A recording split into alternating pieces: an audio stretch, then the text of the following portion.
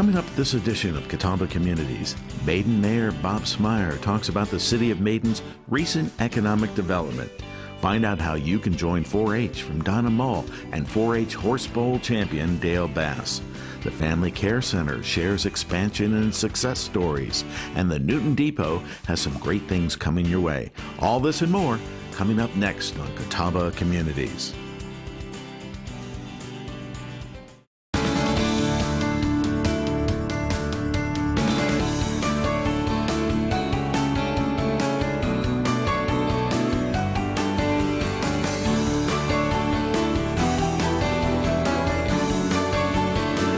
In the past here on Catawba Communities, we've talked to you about economic development and what governments are doing to create a climate for job creation. One of the most successful has been the town of Maiden, and I'm glad we've been joined by Maiden's Mayor Bob Smyer. Thank you, Mayor, for being with us today. Thank you for inviting me. In the town of Maiden, there have been a number of things that have happened very recently and on through time in terms of economic development and creating jobs. Would you first tell us a little bit about what Maiden's basic philosophy is on economic development? Maiden's philosophy right at the present is we need to create jobs like every small town in America does. We try to create an environment where business can come, small or large, and make a profit and make a go of it here in Maiden. We try to open the opportunities. We try to keep our budget in such that they are enticed to come here. Now, one of the ways that you have done that, and actually joining with a lot of the other local governments in the county, is through the use of business parks. Specifically, pieces of land that have a lot of advantages to businesses, maybe near an interstate or in an area where there's water and sewer. Maiden was a partner in one of those business parks, and that led to one of your economic development successes. Tell us about that, which people know about, and some other things that Maiden has done in terms of bringing new industries in. We started out with an MJ Park with all of the municipalities in Catawba County. It was to be in Maiden. And it just so happened that Apple decided to take the whole thing, and it put it all in Maiden's hand. And we thank the county because the county worked real hard with us to do this. But we also worked with the other municipalities. We're presently in partnership with the MJ Park that's going to probably take place in Conover. And we know that jobs are critical, and we do know that when our citizens and any citizens in Catawba County need a job, they don't stop at a property line or a town line. They look for a whole county for a job. And so it behooves us, it behooves the county, if we can all partner together. And we share in the cost, naturally, of building the park. But let's face it, we also share in the profits from this park. Now, go ahead. And that's a win-win for the county, the city right now of Conover, for the MJ Park, and us. And it's when you put us all together like that, we can share in the money, and it's not hard on any municipality. And it affords all of our citizens in Catawba County, surrounding areas, for a job. Now, specifically as it relates to Apple coming here, I know one of the things that people said that I don't think people really understand the impact it's had is that it seems to have created a relatively small number of jobs, but there is an economic impact in terms of the tax base benefiting from Apple. Tell me just a little about Absolutely. That's right. It didn't create a whole lot of jobs. It created around 50 jobs. But it created, when you're talking about $1 billion operation, $1 billion, it made all the difference in the world to our tax base. We were one of the few municipalities that lowered our tax base this past year. And this was great. Our elected officials have instructed the town manager at this particular time that maybe we can do it again next year. But what's good when you have a tax base like that, you can lower your tax rate, and it's good for all the small businesses. Everybody in town, they save money, and in turn saving money, they can put it back into the community, and small businesses can put it back in their business. So it's a win-win situation. Now, here in Maiden, it's also not just Apple, too. In just the last couple of years, you all have had some other big industrial announcements. Tell me about some of those. Oh, we're really proud of that. We have Ethan Allen that created more than 150 jobs within the past year. We have Lawrence Lumber that's building more, that's creating jobs. We have Von Drell here, the paper company with the headquarters in Hickory, doing very well. We're proud of all of these things just like that. They've done good for the town of Maiden, and it's economic good for us. We need to create a climate from manufacturing to high technology, and we feel like that we're on the road to do that. And then in closing, you mentioned it in passing, but there is planning in the works right now for yet another business park, maybe up toward Conover. So you're going to stay with the other counties and cities in the county and continue to push for more economic development, right? Absolutely. The more we have in the county, the more opportunities our people have to have a job, and that should be all the elected officials in Catawba County to hunt better ways in high technology or anything to come to the county so they can have a job and create a good living. Maiden's Mayor Bob Smyer, we do so much appreciate you joining us for this month's edition of Catawba Communities. It's been really nice to be here in Maiden. Thank you for inviting us, and come back anytime. We'd like to tell you all about the town of Maiden and what we're doing for our people. And we'll be back right after this. You know, this is a really nice place just to meet and talk, but I know this is your council chamber. There's a branch of the library nearby. It's a really nice place. We're proud that the library is here. It's an asset to the town, and yes, our council chambers are here. And Congratulations to Rita Beaver, a 35-year veteran of Catawba County Register of Deeds Office and the 2011 Catawba County Employee of the Year.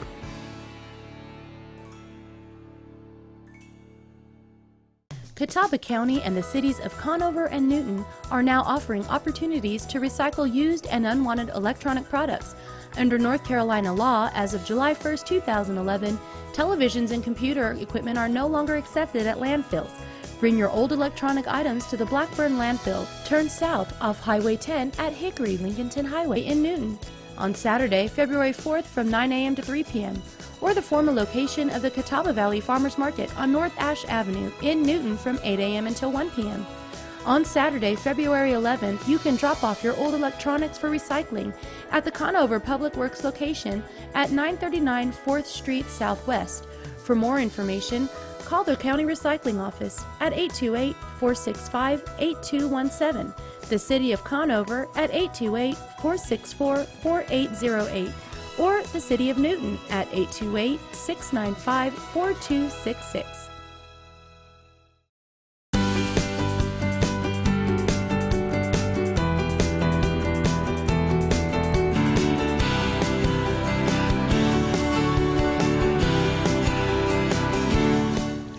I'm Donna Mull, and I'm the 4-H agent for Catawba County with Cooperative Extension Service. And with me today, I have Dale Bass, and Dale is a senior at Maiden High School, and he is one of our 4-Hers who's been involved in the 4-H Horse Bowl contest this year. And Dale will tell us a little bit about Horse Bowl in just a little bit. 4-H is a youth development program for boys and girls ages 5 to 18. And we have different 4-H clubs around the county. We have both special interest and community 4-H clubs, and they're all led by volunteers, and they meet in different locations and at different times depending on what works for the group. The clubs, a community club does a little of everything with general interest programs to meet the needs of the group. And then we also have special interest clubs that focus on certain topics or interest areas. One of the special interest clubs that's offered through 4-H is the horse program. And the North Carolina 4-H horse program is a huge program with lots of different opportunities that kids can be a part of. One of the competitions that kids can participate in through the horse program is the Horse Bowl contest. And I'm going to let Dale tell us a little bit about the Horse Bowl contest. So basically the 4-H Horse Bowl contest is quiz bowl with horse knowledge. We are provided with a certain amount of sources. I believe there's 7 now for the North Carolina 4-H department. And we must learn those sources, we learn about them, we write questions from them, we use the diagrams found within them, and we just basically learn all of the knowledge that we can to compete at both the district and state competitions. When playing Horse Bowl, you come up with questions and you answer questions such as nutritional horse care for common horses, reproduction for common horses, anatomy and physiology, diseases, equipment, almost every single different genre of horse knowledge that you could possibly come up with. We study psychology, we study breeds, we study the history of the horse. Initially when I joined 4-H Horse Bowl, Horse Bowl was the very first program I was involved in when I joined 4-H. And I actually joined it to prepare for another competition outside of Horse Bowl that had to do with integrating resource knowledge into a competition format. However, I soon noticed that I just became hooked with it. I began to get involved with 4-H community service, and I have to say it's one of the best programs, and it's definitely changed my life for the better. I've been involved with 4-H for 6 years now, and it's helped me become a natural leader. It's helped me develop companionships and friendships that I never would have thought I would have. I have so many friends in both the 4-H and the horse industry world now, and it's just helped me become a better person in general. It's helped me understand the importance of community service and giving back to the community, even through our horse knowledge. If you're interested in joining 4-H, I encourage everyone interested to come out to a club meeting or a county 4-H meeting just to see what it's like, just to see if you'll enjoy it, because I guarantee you, just like I have, you will get hooked on it. You will begin to love community service, and you will begin to excel more than you ever have hoped before. And one of the best things about 4-H is nowadays parents are looking for economical activities that are family friendly. Most 4-H clubs are free. There's no dues. There's no charge to join a 4-H club, and it provides unlimited opportunities for children as well as families. 4-H is a volunteer-led youth development program that's offered through Cooperative Extension. Cooperative Extension is a Catawba County government department. To find out how you can get involved with a local club, you can visit our website, and there you'll find a list of clubs and the information about each leader, and you can contact me here at the Extension office, and I'll be happy to provide you some information or some details about each club. If you'd like to learn more about starting a club in your community, church, or school, give me a call and we'll be happy to help you get started. And my phone number is 465-8240. And my email address is donna_mall@ncsu.edu. Do your winter bills give you chills? Warm up with these easy money-saving tips. Set your thermostat to 68 degrees or lower. Every degree above 68 increases your energy use by 3 to 5%. If you have a furnace, install a programmable thermostat and set it to turn the heat down at night and when you're away. Heat pumps are the most efficient in moderate climates. To conserve energy and save money, set to the lowest comfortable setting. Space heaters are not energy efficient. Generally, space heaters should not be used in your home if you have central heating. When your fireplace is not in use, make absolutely sure the damper is closed. Check, clean, or replace filters once a month. Dirty filters restrict airflow and increase energy use.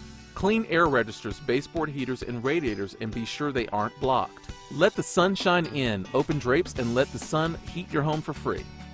For more tips, visit ncpublicpower.com.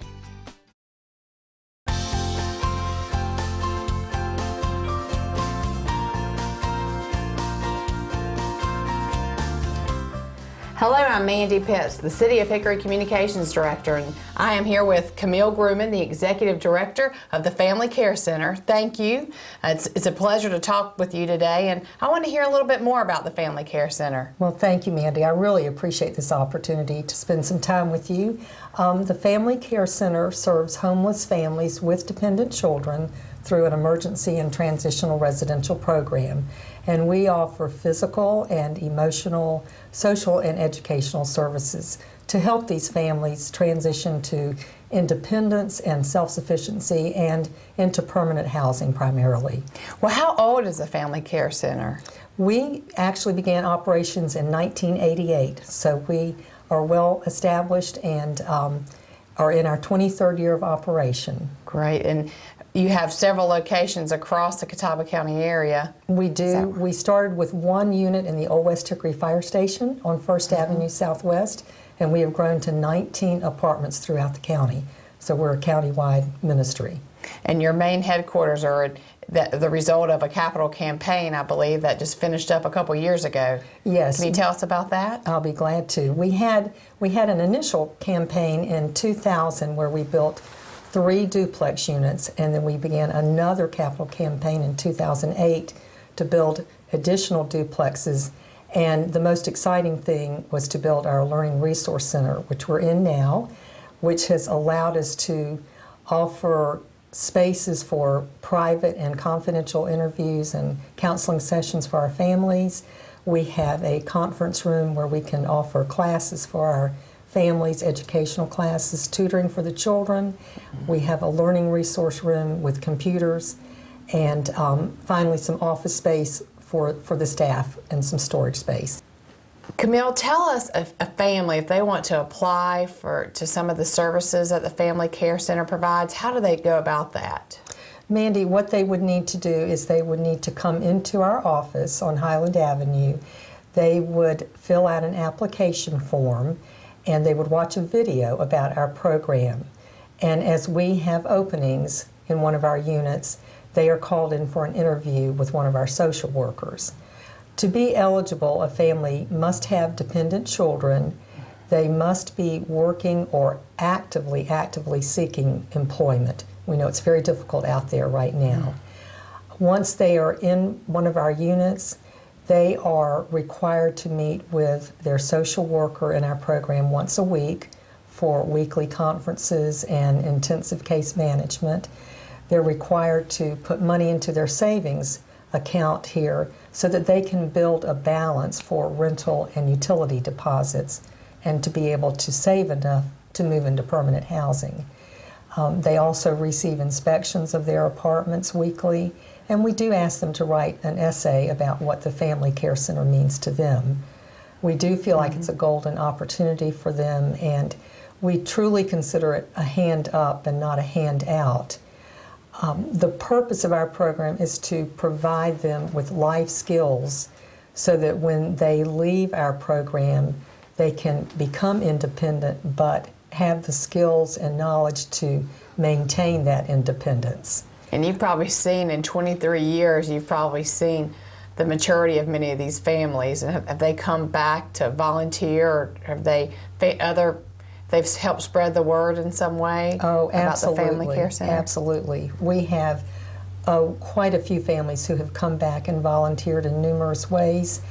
We have a family who was in our program, the mother of 3 young sons. She became a homeowner, and she's now on our board of directors. That's an important perspective to have on your board of directors. It's very interesting, and we have several other past guests in our program, and we call them guests, who have become homeowners, and we're so proud of them. And we do try to track our families and see how they're doing at regular intervals once they leave our program.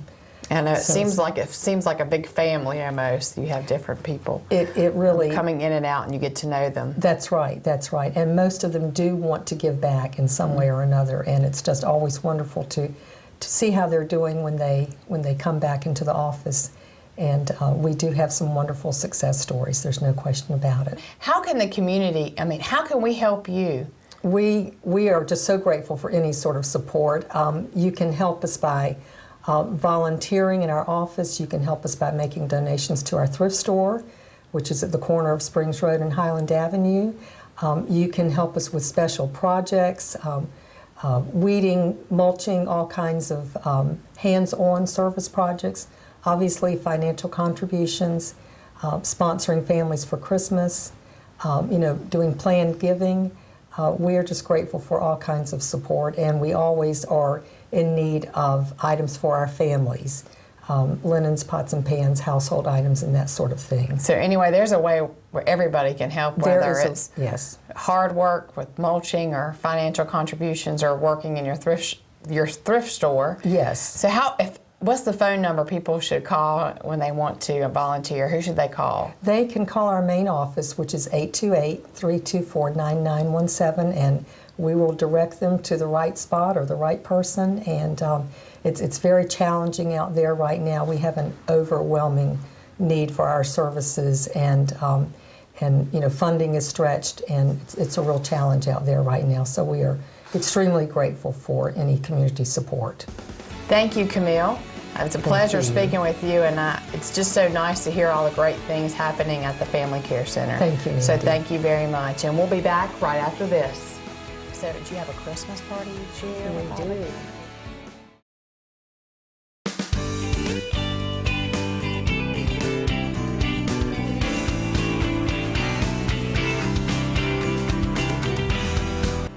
Catawba County ranks second in the amount of material recycled per person among all 100 North Carolina counties, and was the first county in North Carolina to provide curbside recycling countywide.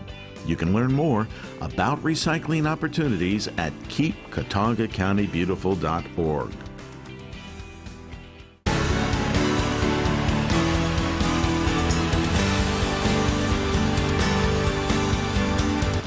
We're here today to discuss the new outdoor railroad museum here behind the Newton Depot on North Main Avenue. Today it is my honor to have Mr. Matt Baumgartner of the Newton Depot Authority with us, and Matt is going to inform us a little more about the museum. Matt, it's good to see you. Tell us a little more about the museum. Well, what we intend to build is a museum that is very unique to the region, and really there's no other museum like it anywhere in the Southeast.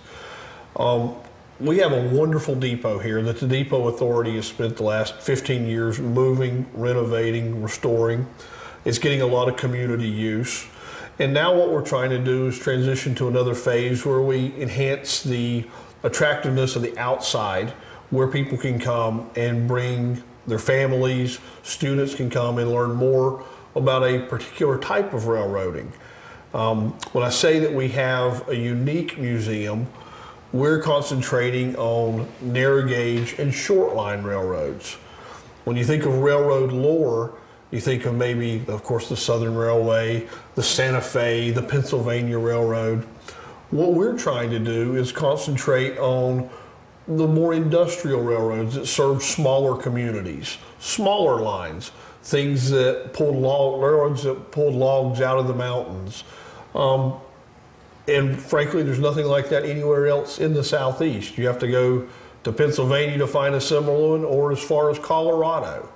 So what we're trying to do is build something that you just can't find everywhere else. A very unique experience here in Newton, and we appreciate that. I understand it's going to have like a covered... Well, the centerpiece of the outdoor museum is going to be a collection of rare rolling stock, locomotives, boxcars, cabooses, passenger cars, and of course we need to protect those. So what we're after is not just your run-of-the-mill equipment. It's all very historic. So we need a way of preserving that for generations. How do you do that? You've got to keep it out of the weather. So what we want to do is build an outdoor cover, we call it a pavilion, to keep the stuff protected from the elements, the sunshine, the rain, the snow. So that is going to be the centerpiece. Now, along with that, when the public can come, they can view the equipment underneath. There'll also be a lot of interactive displays. We'll have a locomotive cab for kids to play in. There'll actually be a small railroad for people to ride on. There are all kinds of other interactive displays, such as other depots in Catawba County. A lot of learning, but we want to make this sort of a picnic atmosphere as well. So dynamic, ever-changing, a learning and fun experience all rolled into one, with the pavilion being the centerpiece of that. I understand we have a great collection of rolling stock that's going to be available here at the depot. What's the status of some of that? Well, the crown jewel of the collection is a steam locomotive, Virginia Carolina number 50. I think it was a lot of fanfare when it was delivered here back in August. It's currently covered up, but we plan to cosmetically restore that. It's a very rare locomotive, and it's a very beautiful locomotive. So that's our crown jewel. But we also have a lot of other very historical items. First one is a Carolina Northwestern boxcar from the 1870s. It actually ran by the Newton Depot when it was new. We picked it up. It was basically rotting into the ground as an old storage building. We restored it, and it's one of the oldest narrow gauge boxcars left in the country. We also have another boxcar that served on the original Tweetsy Railroad, the ET and W&C. And we just acquired a 1937 Dodge Railway Express Agency van. We're going to restore that. In years to come, you'll be able to see it in local parades, at street fests, Oktoberfests, things like that. So it'll be a mobile ambassador to the museum. Thank you, Matt, so much. Very informative. Thanks for having me. My pleasure. And when we come back, we're going to be speaking with Mr. Tom Warlick, who's going to talk about the Golden Spike campaign to raise funds for the Outdoor Railroad Museum. Did you know that the tracks outside of the Newton Depot were once part of the largest narrow gauge railroad in either North or South Carolina? They stretched originally from Chester, South Carolina, up through Lincolnton, Maiden, Newton, Hickory to Lenoir, and then on to Edgemont in Upper Caldwell County. We're back with Mr. Tom Warlick of the Newton Depot Authority. Tom, thank you for being with us. Well, Gary, it's a pleasure to be with you. Great. We are going to be speaking with Mr. Warlick today about the Golden Spike Capital Campaign for the Newton Depot Outdoor Railroad Museum. Tom, could you tell us a little more about the campaign? The campaign is underway at this time, and it has a total goal of $750,000. Now, this is in addition to some $325,000 in-kind contributions that have already been put in place for the outdoor museum. We have currently raised to date approximately $340,000 of the $750,000 goal. Now, the question has come up at times, what will we do if we don't raise the full $750,000? First of all, we're confident that we will raise this money, but it may take over a 4-year period for that to take place. And if so, we will prioritize the different phases of the museum project. And the first priority will be the covered pavilion. Well, Tom, what can our citizens, businesses, and organizations do to help with this campaign? Well, obviously, Gary, the critical need is money, and it will take a few large contributions, many individual contributions of a small amount. So we will welcome any and all contributions. Do we have a time frame on this project? I know it all depends on the monetary aspect. Well, it is our sincere intention to break ground on the outdoor pavilion by the early summer of next year and have that completed in 2012. And then as quickly as the money comes in, we will go on to the other phases, which are also very important, of the entire project. And the City of Newton would like to express its appreciation to the Newton Depot Authority and its members for their hard work, their commitment, and their dedication to this worthwhile project. It's going to be a great asset to the city and to the region. And if you would like to help by making a contribution to the Golden Spike Capital Campaign, please call Mr. Warlick at 828-464-3930, or you may visit www.newtondepot.com. We'll be right back after this. Gary, I think this project is going to be a tremendous economic benefit to Catawba County, the city of Newton. Thanks for watching Catawba Communities. On next month's edition, new Hickory School Superintendent Dr. Walter Hart talks about serving the Hickory schools and community. Information on creating a senior-friendly community. Catawba County is wanting to start something here, and a special presentation for Black History Month. All this and more on next month's Catawba Communities.